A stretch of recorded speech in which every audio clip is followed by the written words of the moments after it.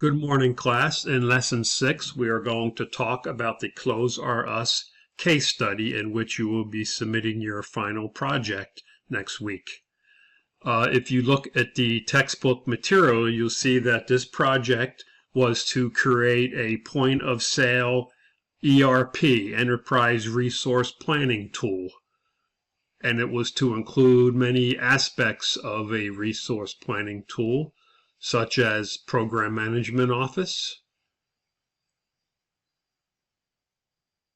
point of sale, credit, store management, capacity resource management, CRM, inventory control, network services, quality assurance, testing, and then, of course, rollout and training.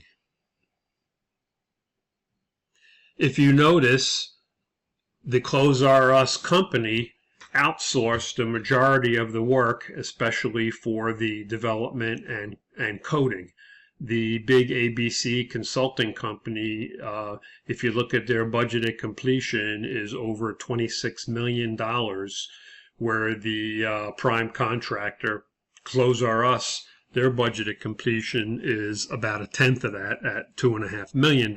So you can see they're relying heavily on this consulting company, even though they are driving the requirements and defining what the consulting company needs to do for them.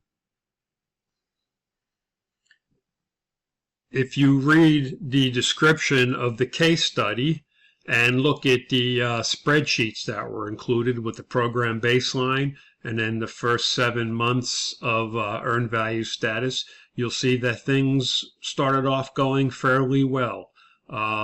Project started out with good scope definition. The company made a decision to outsource to ABC Consulting, and the program was staffed very well, as described in the case study.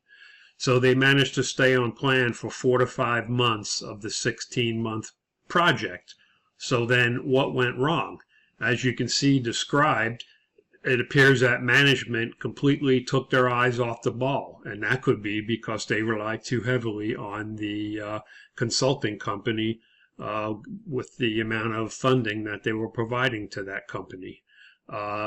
Sign off of the GUI design, graphical user interface, took much longer than expected by the Operations Steering Committee. So therefore, ABC Consulting was waiting to get the requirements nailed down so they can continue coding, but that was delayed. So when you have a full staff of people working, a marching army as it's called, and suddenly you're delaying requirements and you have the same burn rate of salaries, you're going to overrun your budget and get behind schedule as you wait for requirements to be nailed down. Then you can see the requirements definition was late, but the detailed design commenced anyway. I guess they decided they couldn't wait and they just couldn't sit there burning budget, not getting anything done, so they decided to commence at risk. Well, that's a huge risk if your requirements aren't nailed down properly. Then the project managers at Close Are Us lacked focus on the project and provided very little oversight.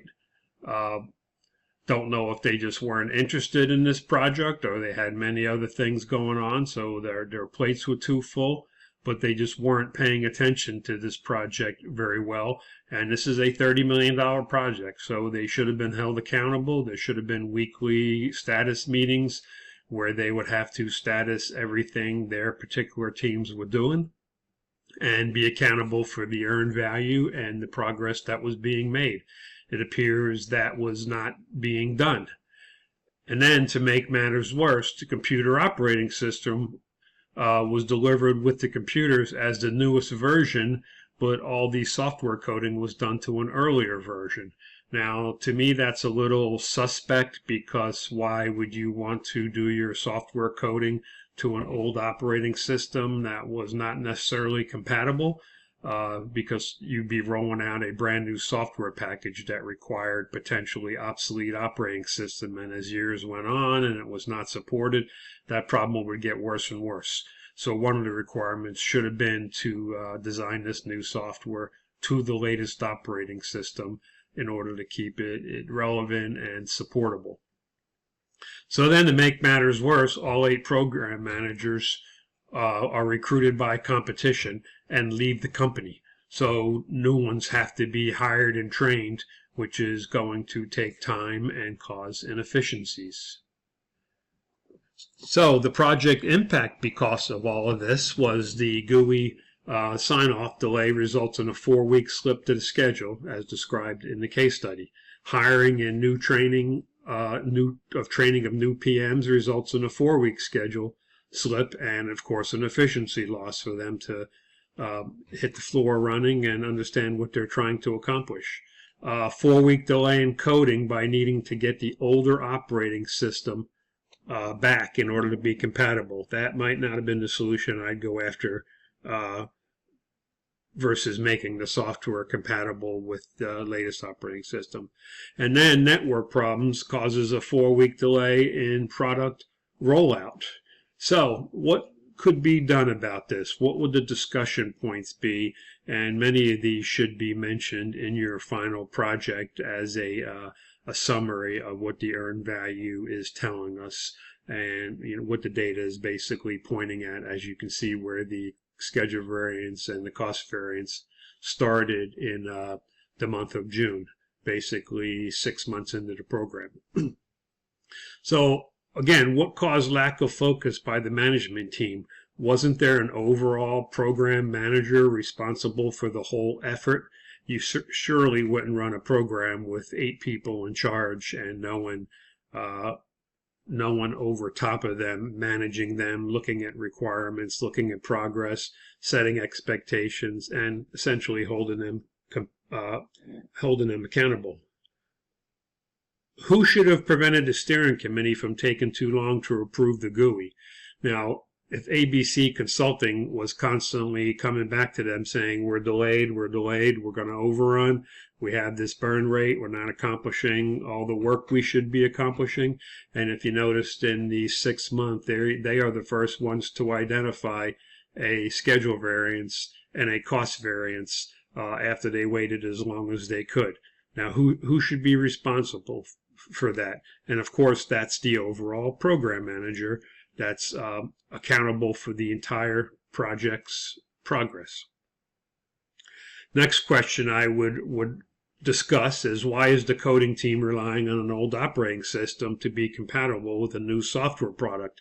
Is that a smart long-term decision to have a supportable rollout of a software product, especially if something as complicated as an MRP/ERP system, material resource planning, enterprise resource planning? That's a very complicated program. I didn't mention it here, but another question I would have is, why didn't they go out and look at commercially available ERP systems, such as SAP, for instance, off-the-shelf software that could be used and supported, upgraded by SAP, rather than this company having to code and maintain their own software at a cost of $30 million, as you could see. Was that a smart decision to even hire a consultant company to write this software versus buying an off-the-shelf ERP system? I would question that management decision also. Next thing I would discuss is, why are the PMs submitting earned value replans based on each schedule and cost overrun for which they are responsible? Wasn't there an overall IMS where you would put in all the schedule and cost impacts and then see what the cumulative effect of all these are? You cannot assume that because you had 4 specific delays of 4 weeks each, that the overall schedule is going to be delayed 16 weeks. That would not be the case. As the last discussion point bullet says, where's the critical path planning tool that could determine the cumulative impact of all these schedule and efficiency slips? Some of these are concurrent and would not be serial 4-week slip on top of a 4-week slip on top of a 4-week slip, because there should have been some slack in the schedule in certain areas, so you would not have a day-for-day slip on each of these problems.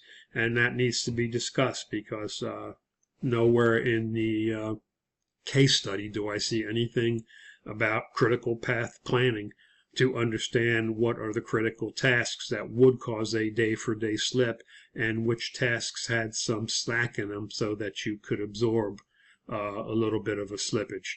So these 5 points are our major discussion points for this case study that would have to be determined with some forensics to figure out what is the total impact to this project and what decisions were made that should have been done differently to avoid such a delay in this project. So good luck on your final project, and let me know if you have any questions, and I hope this information right here helps you in your analysis of the case study when you look at the text write-up of what was going wrong and then the earned value metrics numerically showing what's going wrong. Okay, have a great week, and I will talk to you soon. Thank you.